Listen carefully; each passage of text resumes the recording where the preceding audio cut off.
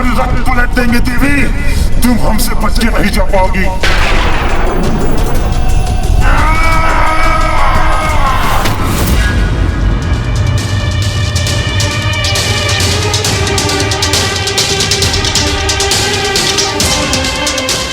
प्रभु चले गए और मैं उन्हें रोकने के लिए कुछ न कर सका।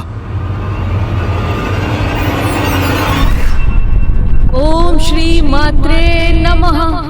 ओम श्री मात्रे नमः। ओम श्री मात्रे नमः।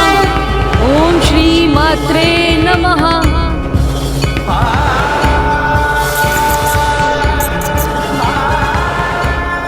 माता, अविघ्न करता यंत्र हमारे संकट को नष्ट करने स्वयं विघ्नहर्ता गणेश यहाँ आ गए हैं।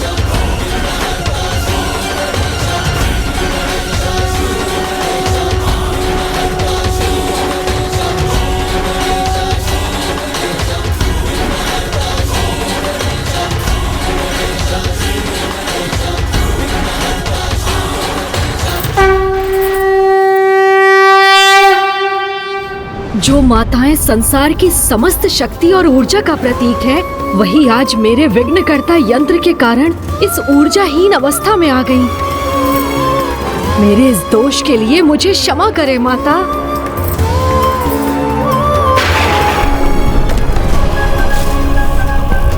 विघ्नकर्ता यंत्र का प्रभाव माता के निकट पहुंच रहा है।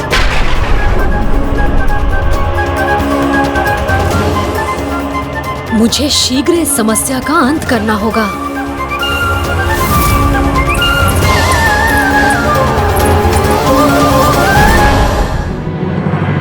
पिताजी, मैं नहीं चाहती आपको कोई कष्ट पहुंचे।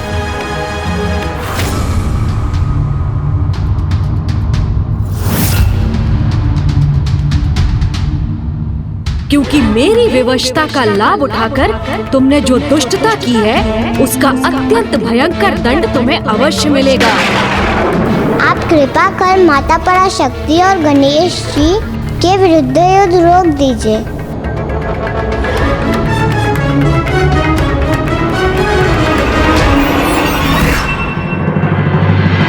माता, आप मेरे यंत्र का मान रखने के लिए इसे नष्ट नहीं करेंगी, तो मैं भी संसार की परम शक्ति समस्त माताओं की माता की महिमा को कोई आघात नहीं होने दूंगा।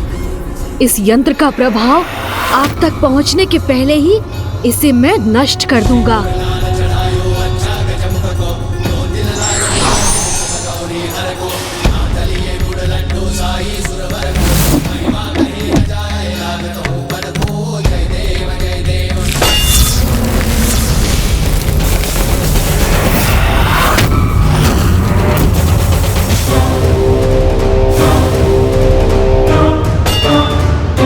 मेरे इतने शक्तिशाली प्रहार का इस पर कोई प्रभाव नहीं हुआ।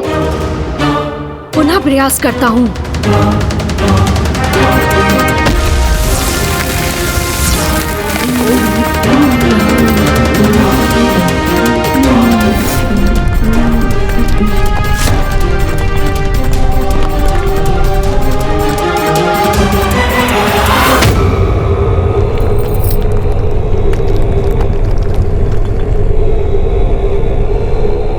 पिताश्री, आप अपनी पुत्री का कहा मान ये युद्ध रोक देंगे ना?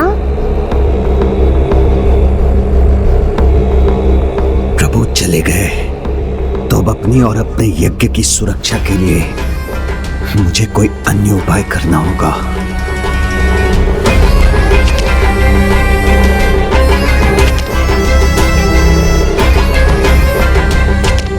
पिताश्री, आप और विचार मत कीजिए। आप युद्ध रोक देंगे तो वो अवश्य आपको क्षमा कर देंगे।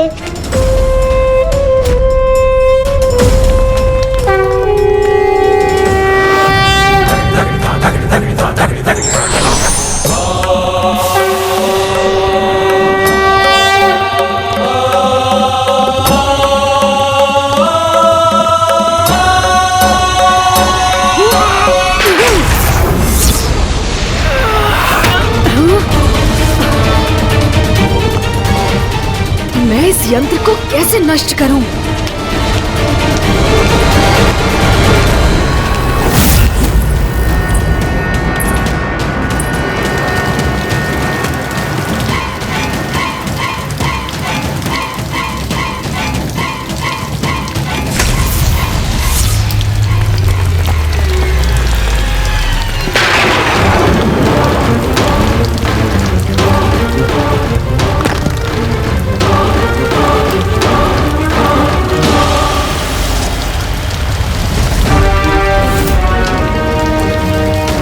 गणेश जी की प्रतिमा का क्षतिग्रस्त होना शुभ संकेत नहीं।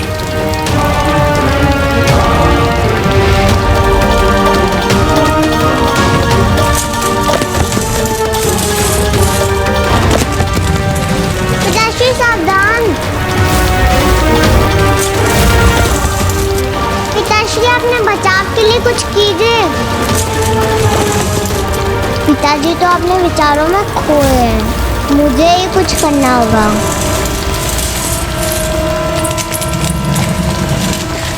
मैं इसे थाम लूंगी, किंतु इसे पिताजी पर नहीं गिरने दूंगी।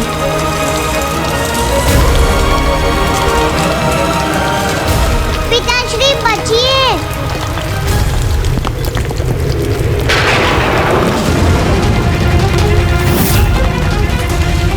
मेरी निर्मली पुत्री मेरी रक्षा के लिए अपने प्राण दांव पर लगा रही है।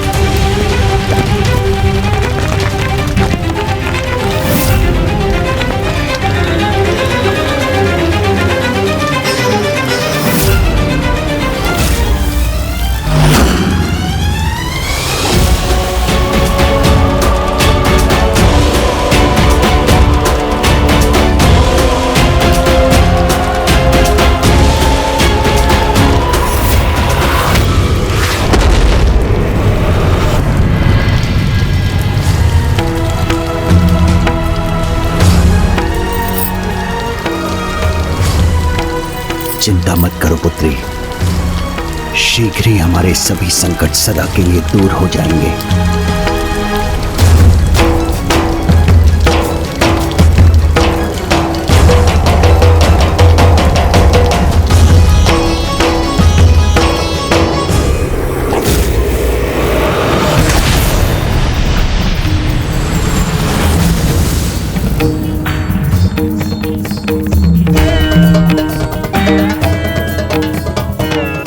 ये अनर्थ नहीं होने दूंगा मैं। माता की कृपा से इस यंत्र को अभी नष्ट करूंगा। ओम श्री मात्रे नमः। ओम श्री मात्रे नमः।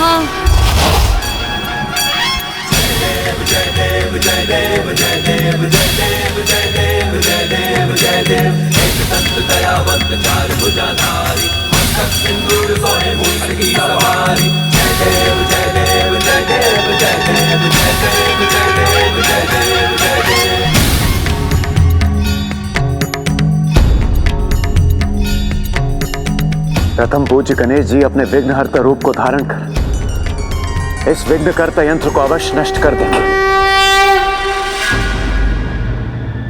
यदि प्रभु ने विघ्नकर्ता यंत्र नष्ट कर दिया तो फिर वो मेरे महाशिव यज्ञ को रोकने का प्रयास करेंगे। मुझे शीघ्रता करनी होगी। ओम चैतन्य रूपाय नमः।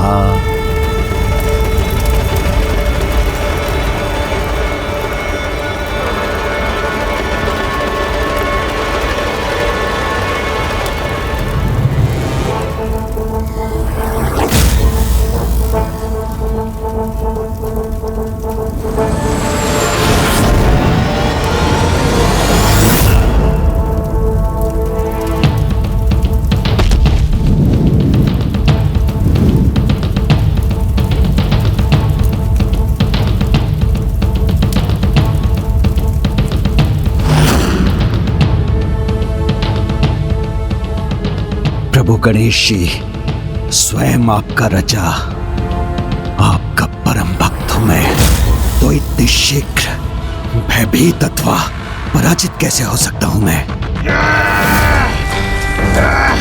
हम तुम्हारे रथ पलट देंगे देवी। तुम हमसे बच के नहीं जा पाओगी।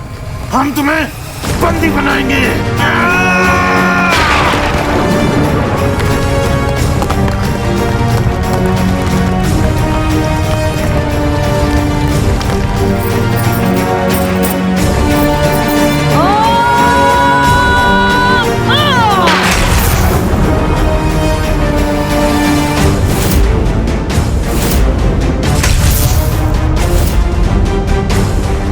माता, इस अनर्थ को रोकने में मेरी सहायता कीजिए।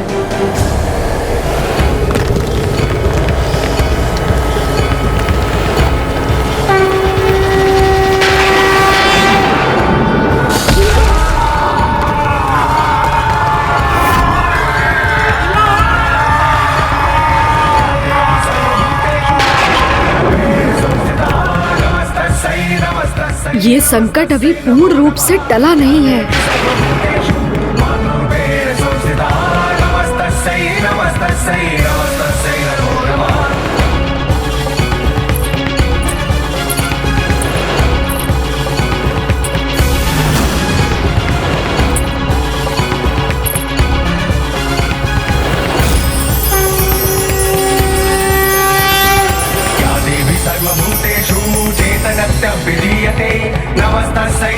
धन्य है माता बाल त्रिपुर सुंदरी।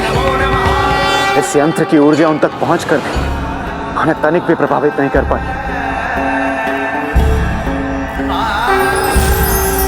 ये माता की ही लीला है। प्रथम पूज्य गणेश के यंत्र की मर्यादा रखने हेतु सभी देवियों ने उसके प्रभाव को स्वीकार किया है, किंतु जो सर्वोच्च शक्ति है, सभी शक्तियों का स्रोत है, उसे भला कोई यंत्र कैसे प्रभावित कर सकता है? आपने उचित कहा नारायण। वो जो संपूर्ण है उसके लिए अंश को अपने भीतर समाहित करना कठिन कैसे हो सकता है? माता त्रिपुर बाल सुंदरी ने अभी तो इस यंत्र की नकारात्मक ऊर्जा को सोखकर उसके प्रभाव को रोक दिया है, किंतु जब तक ये यंत्र रहेगा उसकी ऊर्जा श्री माता ललिता के लिए भी संकट उत्पन्न कर सकती है। मुझे शीघ्र कुछ करना चाहिए, किंतु क्या करूं मैं? क्या कारण है कि ये मेरे किसी भी प्रहार से नष्ट नहीं हो रहा? 8 भिन्न छोर, 8 की संख्या कहीं इसके विनाश के लिए भी तो महत्वपूर्ण नहीं? माता, विघ्नहर्ता गणेश अपने ही विघ्नकर्ता यंत्र का विनाश करने में असमर्थ क्यों हो रहे हैं? ये अष्टकोणीय यंत्र तो तभी नष्ट होगा जब अष्ट गणेश एक साथ आकर इन पर प्रहार करेंगे। जब अष्ट गणेश एक साथ आकर इन पर प्रहार करेंगे। जब अष्ट गणेश एक साथ आकर इन पर प्रहार करेंगे। किसी भी भगवान का कोई भी अवतार एक समय पर किसी विशेष कारण से ही प्रकट होते हैं, किंतु अष्ट गणेश एक समय पर एक साथ कैसे आ सकते हैं? विघ्नकर्ता यंत्र का प्रभाव मुख्य देवी तक ना भी पहुंच सके, किंतु उन्हें अपने में ही उलझाए रखे, तो भी मैं अपना कार्य संपन्न कर दूंगा।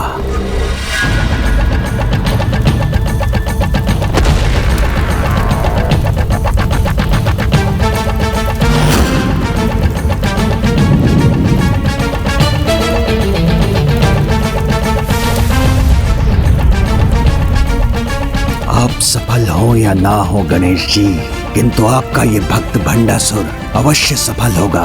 माता, जो असंभव है उसे संभव बनाकर मेरे अन्य 7 अवतारों को मेरे साथ मेरे यंत्र का नाश करने की शक्ति प्रदान करने की कृपा कीजिए।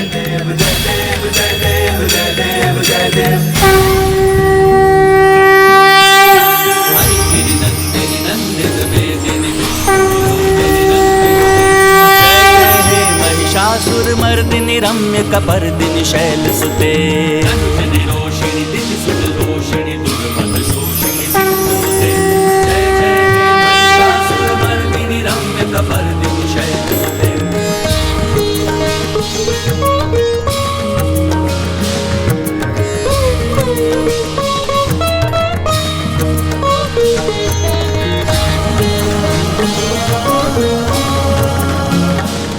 माता की लीला तो अपरंपार है, हमारी समझ के परे, किंतु माता अवश्य इस विकट स्थिति को सुलझाने के लिए ही आगे बढ़ी। वन प्रिय वासिनी हास रते शिरोमणि तुंग हिमलय श्रृंग निजालय मध्य गते।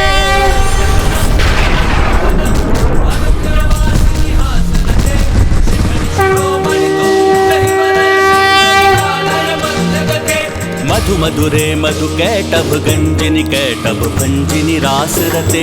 जय जय हे महिषासुर मर्दिनी, जय जय हे महिषासुर मर्दिनी रम्य कपर्दिनी शैल सुते। जय जय हे महिषासुर मर्दिनी रम्य कपर्दिनी शैल सुते। जय जय हे महिषासुर मर्दिनी रम्य कपर्दिनी शैल सुते।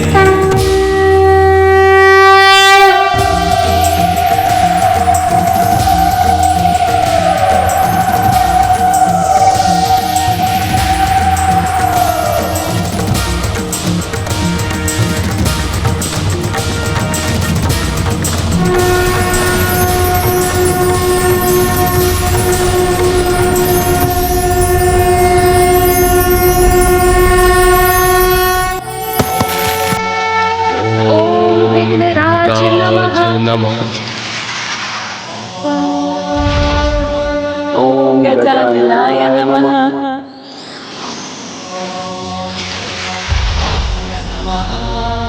ओम महोदराय नमः।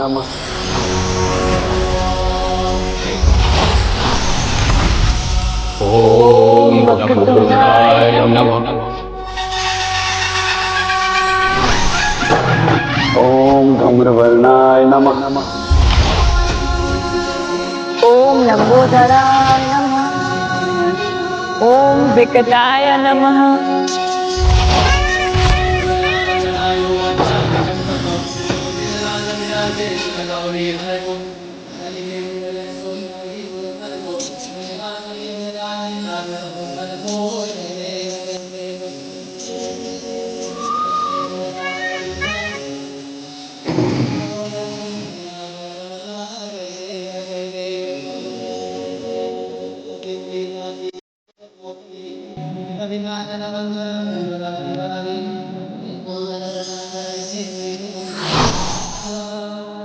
पुत्र गणेश, अब तुम पूर्ण रूप से समर्थ हो, तो अब बिना विलंब कर इस यंत्र का नाश करो।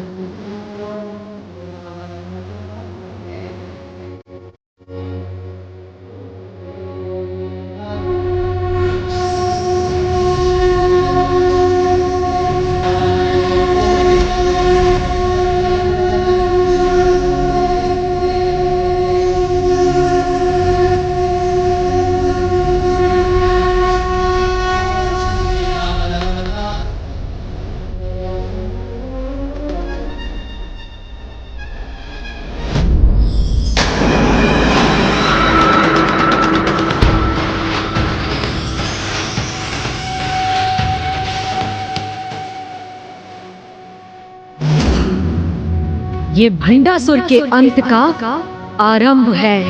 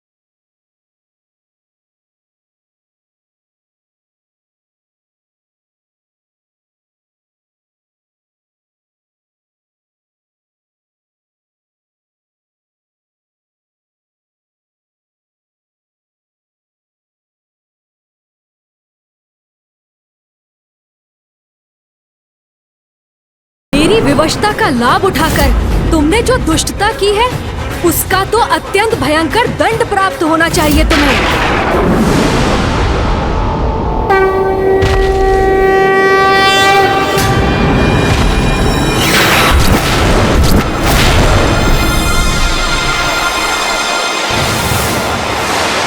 मेरे उल्का मुख योद्धाओं, तैयार हो जाओ।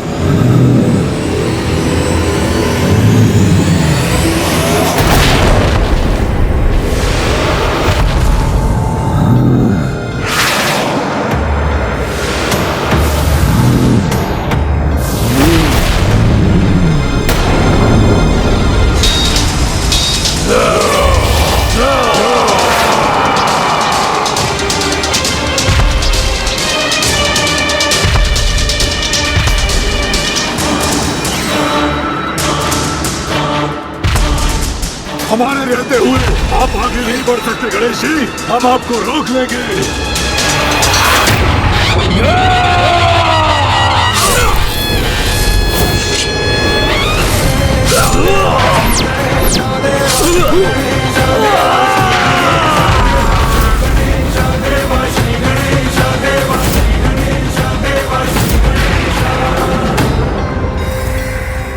प्रभु गणेश जी ने मेरे उल्का मुख योद्धाओं का संहार कर दिया।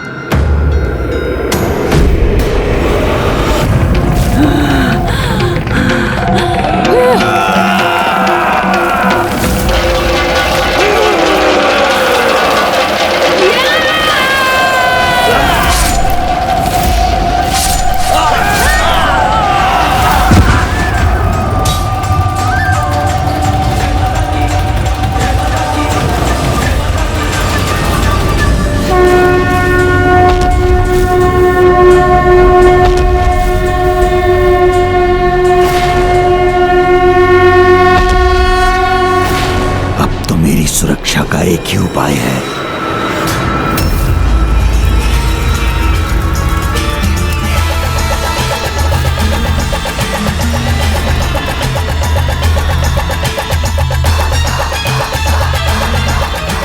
मेरा यज्ञ समाप्त होने को है, महाशिव प्रकट होते ही होंगे। बस थोड़ा और समय चाहिए मुझे।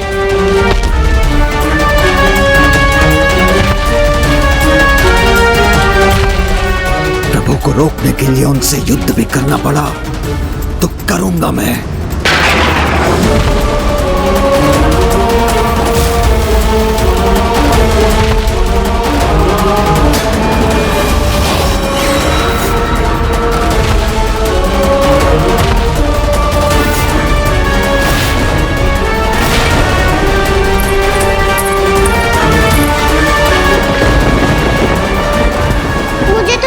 पिताश्री मेरा कहा मानकर युद्ध रोक देंगे, किंतु उन्होंने तो अपने हाथों में अस्त्र धारण कर लिया।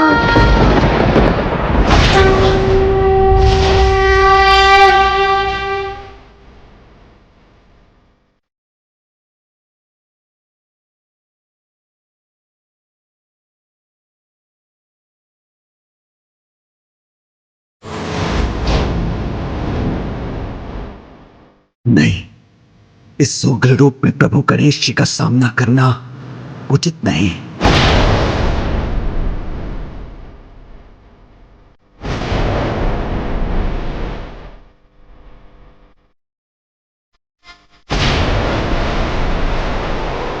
क्रोधादेश में प्रभु अष्ट गणेश भंडासुर का अंत ही न कर।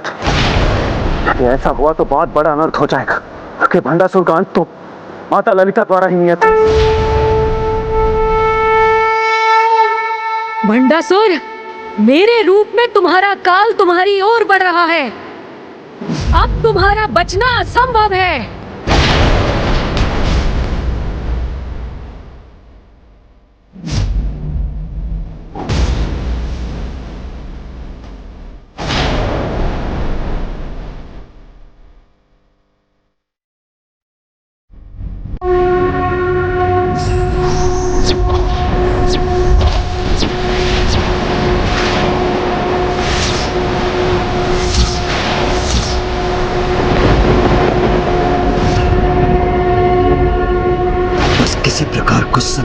के क्रोध से बच जाऊं, तब मैं अपना महायज्ञ संपन्न कर सभी चिंताओं से मुक्त हो जाऊंगा।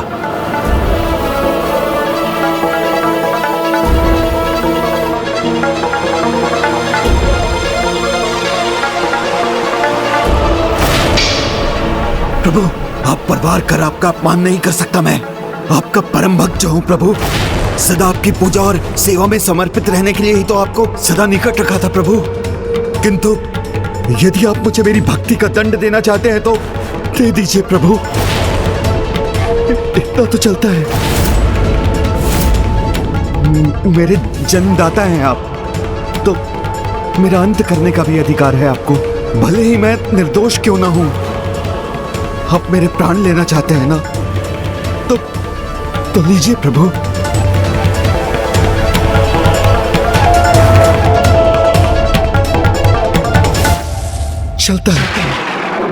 चलता है का भाव जिसे तुमने समस्त संसार में फैलाया है, यही है तुम्हारा महादोष भंड। तुम वो हो जिसके लिए अपने भगवान को विवश करने का अधर्म करना चलता है, अपने स्वार्थ सिद्धि के लिए किसी को भी कष्ट देना चलता है, अपनी ही बहन को युद्ध विराम के समय रात्रि में आत्मघात करने पर विवश करने जैसा घृणित कार्य चलता है।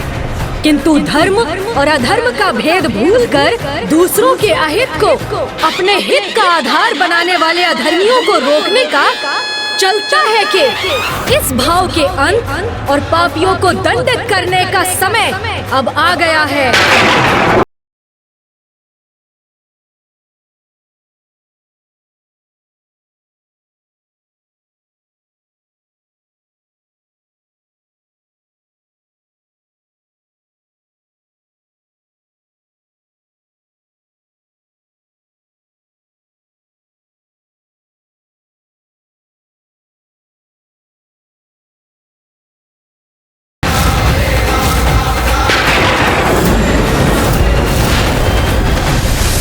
प्रभु, हे ध्यान,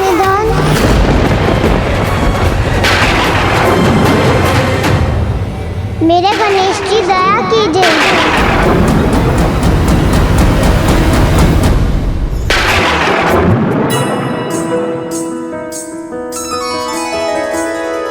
जय गणेश जय गणेश जय गणेश देवा, माता जाकी पार्वती पिता महादेवा।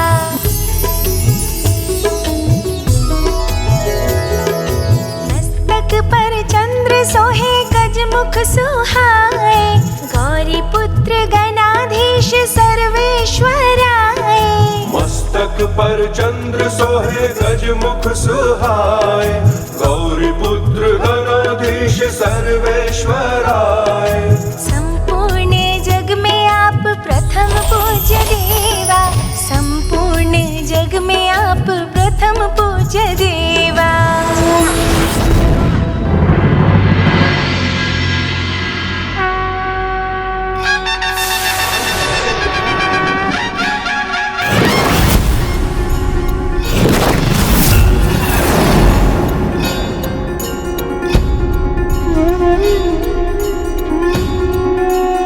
प्रणाम प्रभु गणेश जी, मेरी विनती सुनने के लिए आपको कोटि कोटि धन्यवाद। कल्याण हो।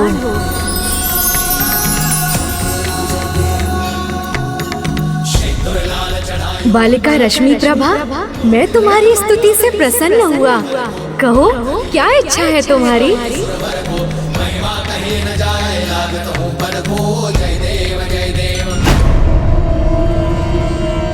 पिताश्री, आपके समान मैं भी आपसे बस नहीं करती हूँ, आपको खोना नहीं चाहती।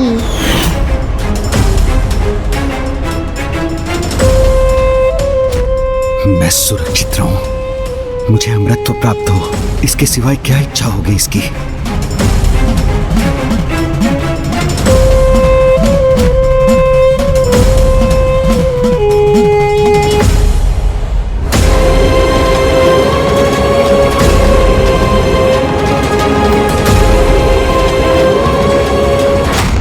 विश्वास है मांगेगी ये लाभ मुझे होगा। मैं आपसे कोई वरदान नहीं मांगूंगी प्रभु, मैं तो आपकी भक्त हूँ। और भगवान तो अपने भक्त की प्रत्येक इच्छा पूर्ण कर देते हैं, इसलिए मैं आपसे कुछ मांग कर आपको विवश नहीं करना चाहती। इसलिए मैं तो बस आपकी सेवा करने की इच्छा रखती हूँ। मुझे ज्ञात है अभी तो आपका पेट भरा हुआ है, किंतु मैं भविष्य में आपको अपने हाथों से खीर बनाकर खिलाना चाहती हूँ। आप आएंगे ना प्रभु? अवश्य आऊंगा। मेरी नहीं, इसे गणेश जी को खीर खिलाने की चिंता है। धन्यवाद प्रभु।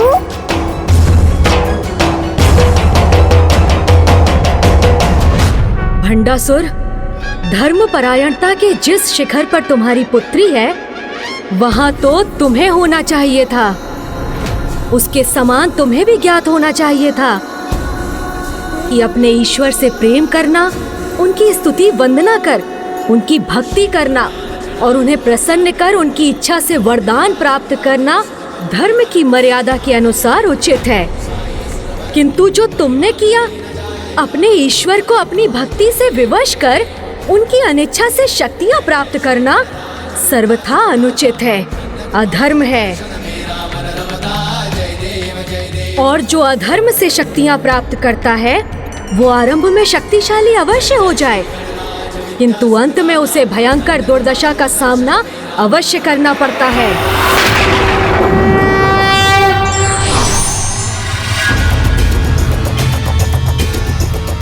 नहीं प्रभु, भंडासुर ने जो भी किया असफल होने के लिए नहीं किया। कुछ समय की बात और है, फिर आप स्वयं देखेंगे कि दुर्दशा होगी अवश्य, किंतु मेरी नहीं, उस देवी और उसकी देवी सेना की।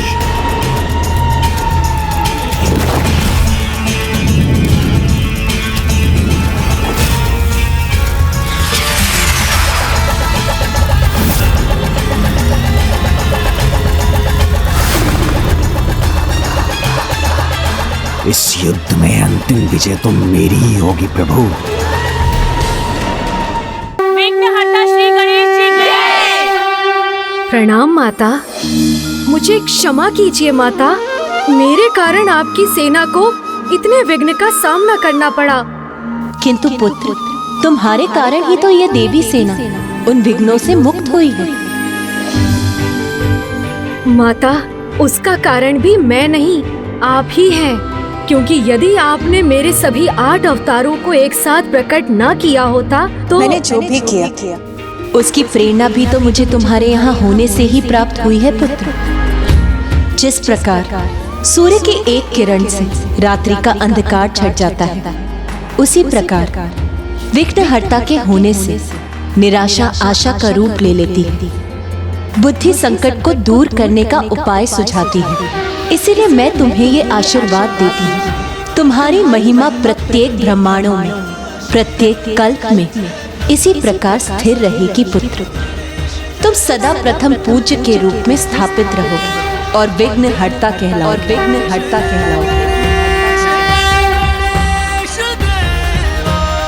विघ्नहर्ता श्री गणेश जी की, विघ्नहर्ता श्री गणेश जी की।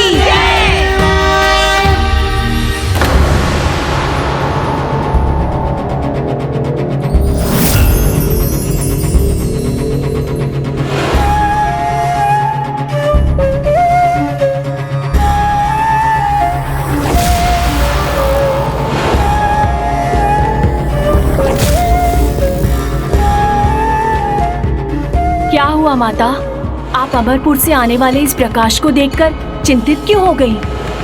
भंडासुर का प्रभु महाशिव आवाहन यज्ञ संपन्न होने वाला है। अब शीघ्र ही अमरपुर में महाशिव का आगमन होगा और यदि भंडासुर को महाशिव का साथ प्राप्त हो गया तो उसे रोक पाना असंभव हो जाएगा।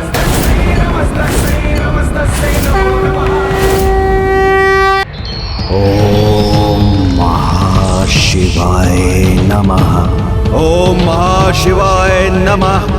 ओम चैतन्य रूपाय नमः। ओम महाशिवाय नमः। ओम महाशिवाय नमः। ओम चैतन्य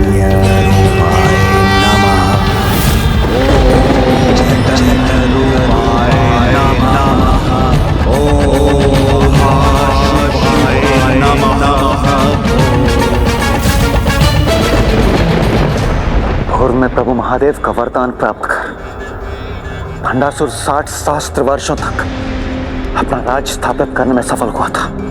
यदि इस बार उसने प्रभु महाशिव का वरदान प्राप्त कर लिया तो अनंत काल तक अपनी सत्ता स्थापित करने में सफल हो जाएगा। माता, पूर्व में जब आपकी सेना पर महादेव का रूप धरकर आए असुरों ने आक्रमण किया था तो उनका सत्य जानते हुए भी महादेव के रूप का मान रखने के लिए ही आपकी सेना में से किसी ने भी उन पर अस्त्र नहीं उठाए थे। फिर अब इन असुरों की पराजय कैसे होगी जब स्वयं प्रभु महाशिव उनके साथ होंगे?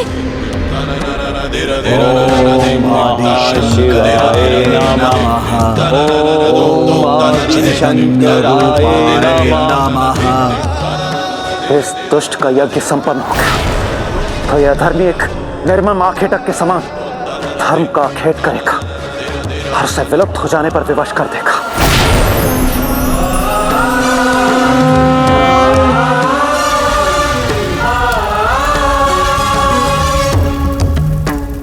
माता, भंडासुर की तपस्या संपन्न होने में अब अधिक समय नहीं।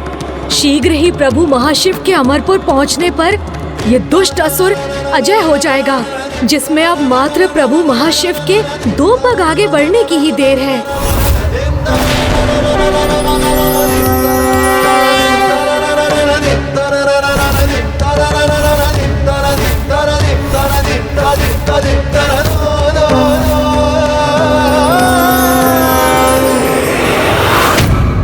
जब प्रभु की शक्ति ही थम जाएगी तो वो आगे कैसे बढ़ सकेंगे?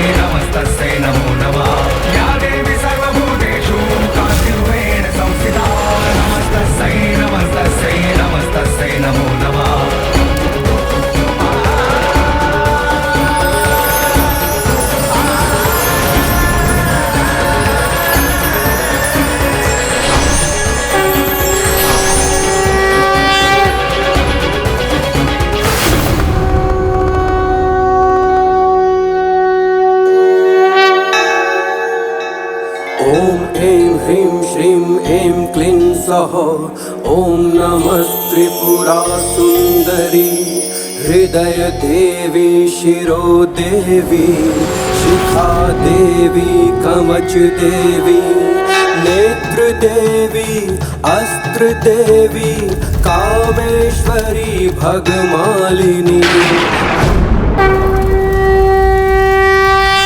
प्रभु महाशिव हमारी दृष्टि से ओझल क्यों होने लगे? प्रभु के दिव्य तेज के स्थान पर यहाँ अंधकार क्यों छा गया? यहाँ आने के लिए पग बढ़ाकर भी प्रभु महाशिव यहाँ आए क्यों नहीं? शिव नहीं आए क्योंकि शक्ति नहीं आई, और अब महाशिव वहाँ आएंगे भी नहीं।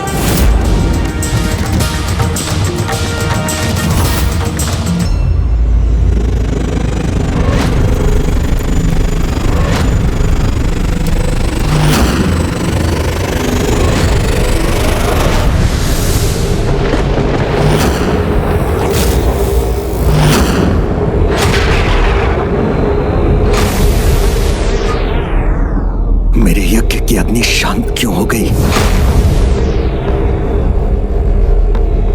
मेरी तपस्या संपन्न होने से पहले ही प्रभु महाशिव का आगमन क्यों रुक गया? यहाँ आने के लिए पग बढ़ाकर भी प्रभु महाशिव यहाँ आए क्यों नहीं? शिव नहीं आए क्योंकि शक्ति नहीं आई, और अब महाशिव वहाँ आएंगे भी नहीं।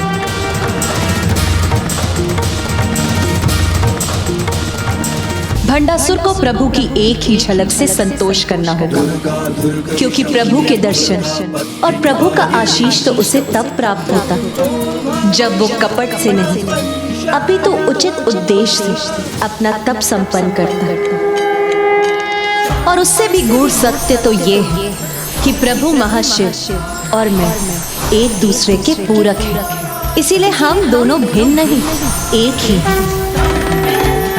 जो एक है वो एक दूसरे की इच्छा के बिना कहीं कैसे जा सकते हैं? किंतु यदि भंडासुर को ये सत्य ज्ञात हो जाए तो भी वो सत्य को कदापि नहीं समझ सकेगा। श्री माता ललिता की जय, श्री माता ललिता की जय, प्रभु महाशिव की जय, प्रभु महाशिव की जय, श्री माता ललिता की जय, श्री माता ललिता की जय, श्री माता ललिता की जय। जय जयकार इनकी नहीं, मेरी होनी चाहिए थी।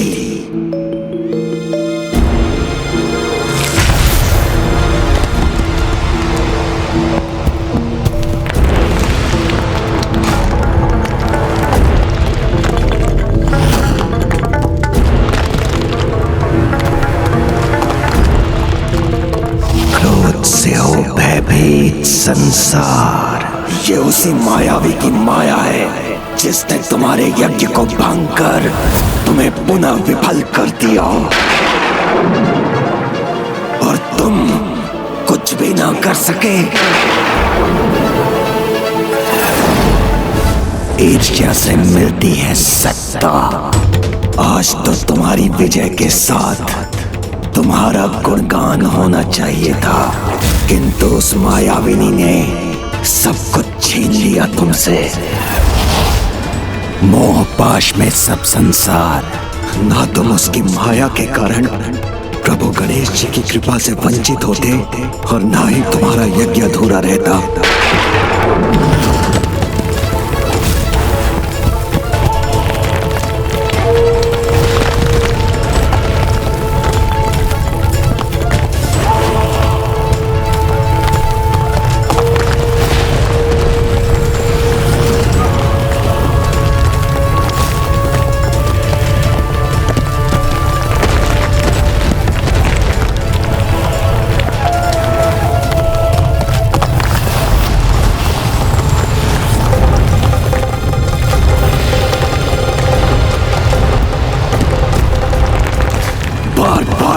पराजय देखकर थक चुके हैं हम,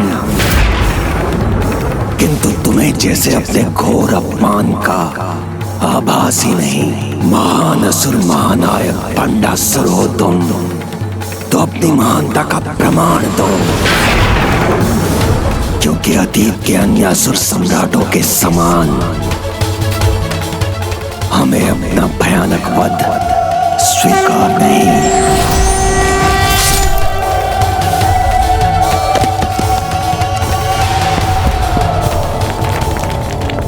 अब पीछे हटने में ही हमारी सुरक्षा है।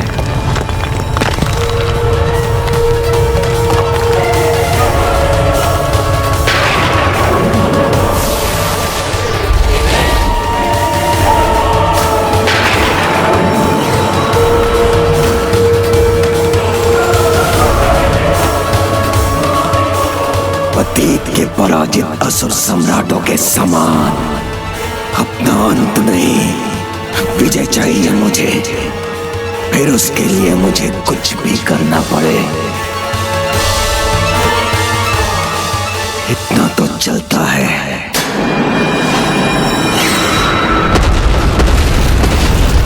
माता, आज की पराजय सहना तो भंडासुर के लिए अत्यंत कठिन होगा, क्योंकि उसने एक ही दिवस में अपने पुत्रों, अपने आराध्य गणेश जी और शिव जी का साथ खो दिया है। नहीं देवी दंडीनाथ, जो अहंकार से ग्रस्त, उनके लिए वास्तविकता को समझकर स्वीकार कर पाना अत्यंत कठिन होता है। इसीलिए भंडासुर तो अभी भी आशावान कि वो विजय प्राप्ति का कोई ना कोई उपाय तो अवश्य ही ढूंढ लेगा। गुरुदेव, मुझे तो ये ज्ञात था कि शिष्य को अपनी पराजय को विजय में परिवर्तित करने का मार्ग बताना गुरु का कर्तव्य होता है, किंतु हम असुरों का कैसा दुर्भाग्य है। हमारे गुरु यहाँ ध्यान में मग्न हैं और वहाँ हमारी दुर्दशा हो रही है। मैं आपका अपमान नहीं करना चाहता गुरुदेव, किंतु जब वहाँ हमारे असुरों का संहार हो रहा है तो अपने गुरु को यहाँ हाथ पर हाथ धरे बैठे देख मेरे हृदय की पीड़ा भी मेरे कटु शब्दों का रूप ले रही है। माता, अनेकों बार इनका विनाश होने पर भी ये असुर सुधरते क्यों नहीं, जबकि इनका अंधकारी इतिहास इनके अनेकों पराजित महायोद्धाओं के नामों से भरा हुआ है। मैं उन महासुरों का नाम स्मरण कराऊं गुरुदेव, जो आपके ही मार्गदर्शन में पराजित हुए थे? तो सुनिए, उनमें सर्वप्रथम थे मधु और कैटब, जिनका अंत देवी योग माया की सहायता से स्वयं नारायण ने किया था। फिर आए महान असुर योद्धा महिषासुर, जिसका वध देवी कात्यायनी के हाथों हुआ। फिर अति शक्तिशाली, अति ऊर्जावान महान असुर भ्राता शुंभ निशुंभ ने अपना साम्राज्य स्थापित किया था। जिन दोनों का संहार माता विंध्यवासिनी ने मात्र एक क्षण में कर दिया।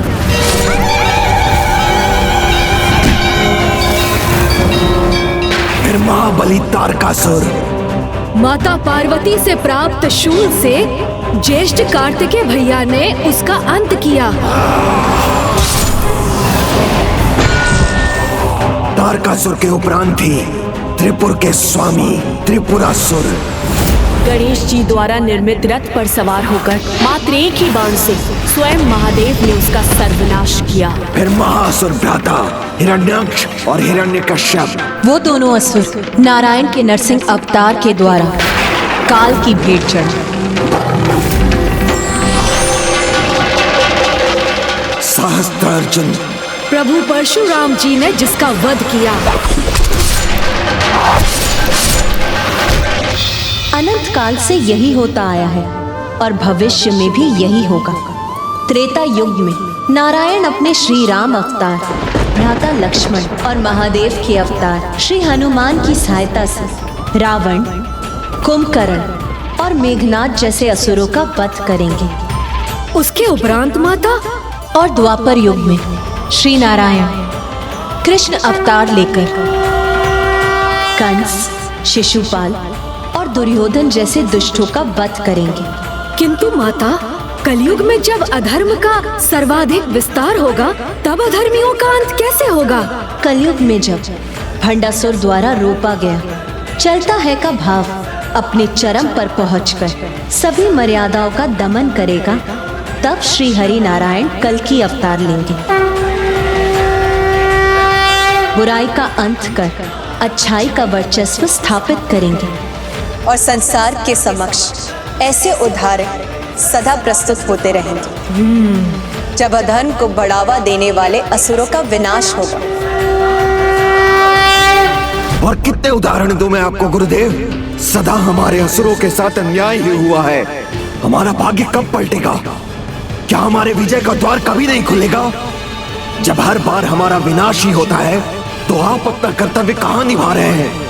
हमारा गुरु होने का, हमारा मार्गदर्शन करने का। मैंने सदा अपने कर्तव्य का निर्वाह किया है, किंतु मेरा यह दुर्भाग्य है कि सभी असुर सम्राट अपने कर्तव्य पथ से हटकर अपने विनाश के मार्ग का चुनाव करते हैं।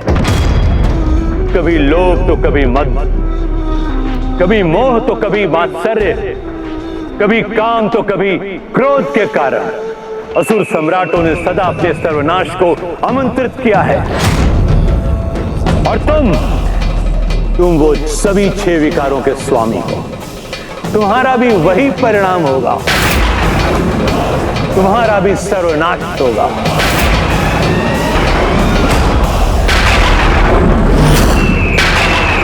नहीं गुरुवर, आपका कर्तव्य तो हमें हमारे सर्वनाश से सुरक्षित रखकर हमारी विजय का उपाय सुझाने का है। इसका निर्वाह तो आपको करना ही होगा। माता, तो क्या ये असुर बार बार इसी प्रकार अपने विनाश को आमंत्रित करेंगे? क्या विनाश ही इनकी दुष्टता नष्ट करने का एकमात्र उपाय है? पुत्र गणेश, सृजन, पालन और विनाश के क्रम में सृजन और विनाश का अटूट संबंध, जैसे वन में धधकती अग्नि सब कुछ भस्म करते समय अत्यंत भयंकर लगती है, किंतु वो अपने विनाश से नए सृजन के लिए भूमि को तैयार भी करती है। उसी प्रकार विकारों के विनाश से मन में नए और श्रेष्ठ विचारों को जन्म लेने का अवसर भी मिलता है।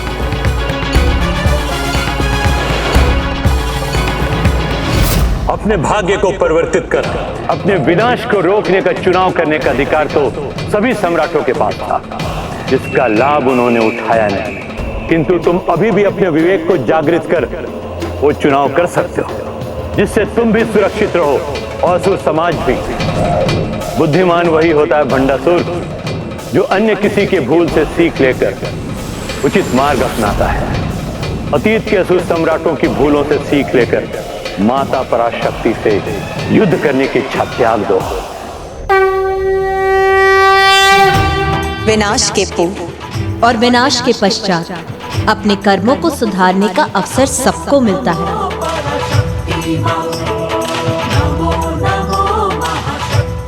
क्या तुम्हें ज्ञात है पुत्र, नवजात शिशु जन्म लेते ही रुदन क्यों करता है? माया के कारण।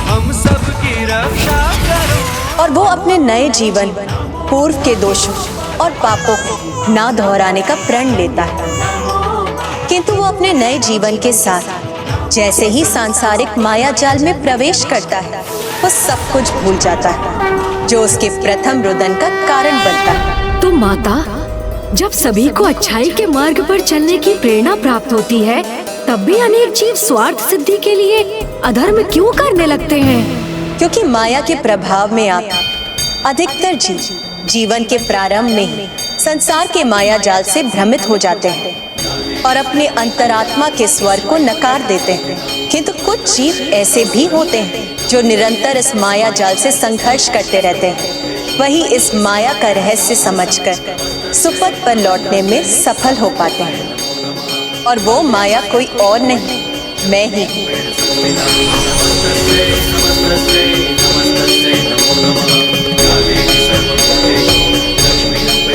मैं ही प्रत्येक जीव को स्वतंत्र इच्छा भी प्रदान करती हूँ, और जो स्वतंत्रता का सदुपयोग करते हैं वो अपने जीवन की हर समस्या से सुरक्षित बाहर आ जाते हैं। उन्हें एक खरोच तक नहीं लगती।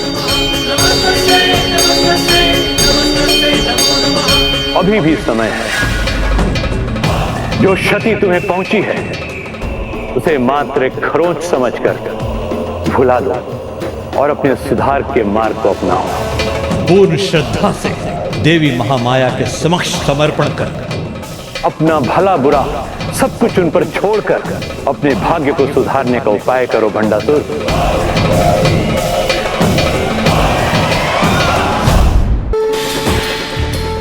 प्रत्येक भगवान ने अपने हाथों में जो अस्त्र धारण किए हैं उनका भी एक महत्व है। जैसे मेरे उग्र रूप में देवी काली के हाथों में कैंची विनाश का नहीं, जीव की पूर्व के बुरे कर्मों के प्रभाव को काटने का साधन है। और जो इस सत्य को समझते हैं वो देवी काली के सौम्य रूप के दर्शन कर पाते हैं। उन्हें ये रहस्य भी ज्ञात हो जाता है कि कर्मों का अच्छा बुरा फल प्रदान करने वाली भी मैं ही हूँ। तुम क्या हो उनके सामने जो स्वयं चैतन्य है? तुम उन पर विजय प्राप्त करने का उपाय चाहते हो ना? तो सुनो, उन करुणामयी माता को शक्ति से नहीं, एकमात्र भक्ति से ही प्रभावित किया जा सकता है।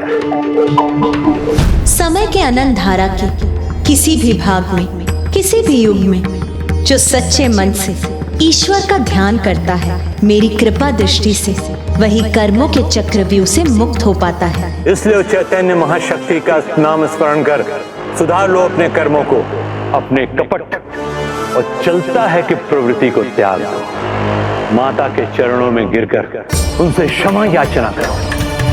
अपनी इच्छा उनके अधीन कर उन्हें ही अपनी नियति निर्धारित करने दो। कहो भंडासुर, कर सकोगे ऐसा?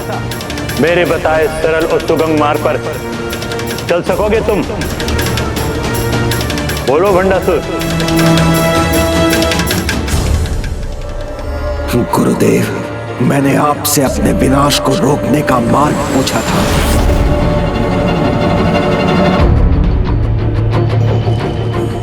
और आपने मुझे मेरी ही पराजय का मार्ग बता दिया।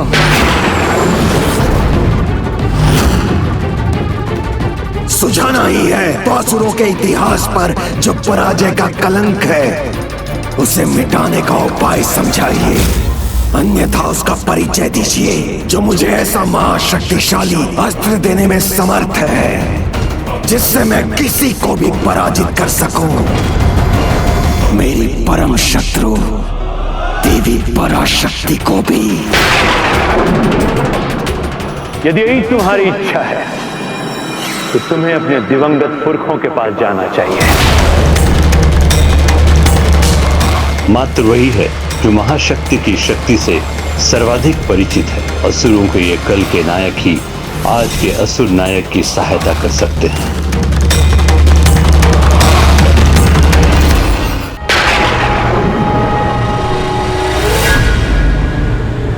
तो इतनी कृपा कीजिए, मुझे बताइए वो कहाँ हैं और मैं उन तक कैसे पहुंचूं? स्वर्ग उन्हें मिल नहीं सकता और अपने अत्यंत बुरे कर्मों के कारण नरक भी उनके लिए वर्जित है। शरीर का मोह, मृत्यु के बाद भी त्यागने में असमर्थ, वो सभी लोकों में सबसे भयंकर स्वर्ग और नरक के बीच ऐसे अंधकारी अधर में त्रिशंकु बने अनेकों भयानक कष्ट भोग रहे हैं,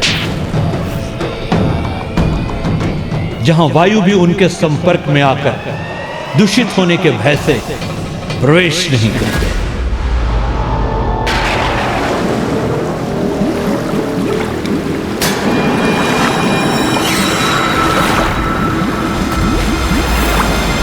वो किस अवस्था में है ये जानने में मुझे कोई रुचि नहीं है, मैं तो बस वहां पहुंचना चाहता हूं। यमलोक के मार्ग से आगे त्रिशंकु लोक रूपी अधर की सीमा को भेदकर वैतरणी की ओर जाना होगा तुम्हें। यदि तुम वैतरणी को पार कर सके तो मृत्यु के उपरांत असुरों के स्थान असुर पितृ पर्वत की चढ़ाई पार करनी होगी, किंतु स्मरण रहे वहां जाना अत्यंत संकटमयी है, क्योंकि वहां जो प्रवेश करता है वो अपने बल और सामर्थ्य से वंचित हो जाता है। साहस भी कुछ समय ही साथ देता है। मुझे भयभीत मत कीजिए गुरुदेव, वहां पहुंचकर वहां से लौटने का उपाय बताइए बस। वहां पहुंचकर ना कहीं रुकना और ना पीछे मुड़कर देखना। वहां पहुंचकर आज तक कोई वापस नहीं लौट सका। अधिक संभावना है कि तुम्हारी मृत्यु के साथ अधर में अनंत काल तक अनेकों कष्ट झेलने पर विवश हो जाओ। तो बताओ मुझे, है इतना साहस? क्या अब भी जाना चाहते हो उस त्रिशंकु लोक में?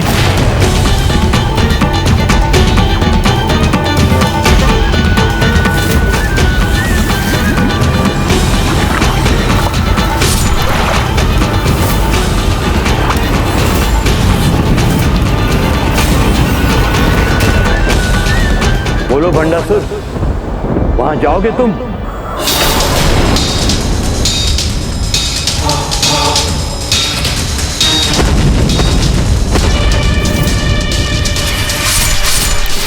मेरी विवशता का लाभ उठाकर तुमने जो दुष्टता की है उसका अत्यंत भयंकर दंड तुम्हें अवश्य मिलेगा।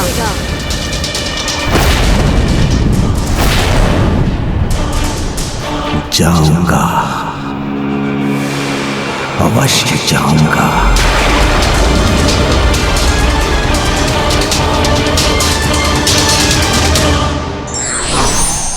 जीवन और भक्ति का सार समझने के लिए बुद्धि के तर्क वितर्क आवश्यक नहीं, उसके लिए तो सरल हृदय एवं निश्चल भाव ही पर्याप्त।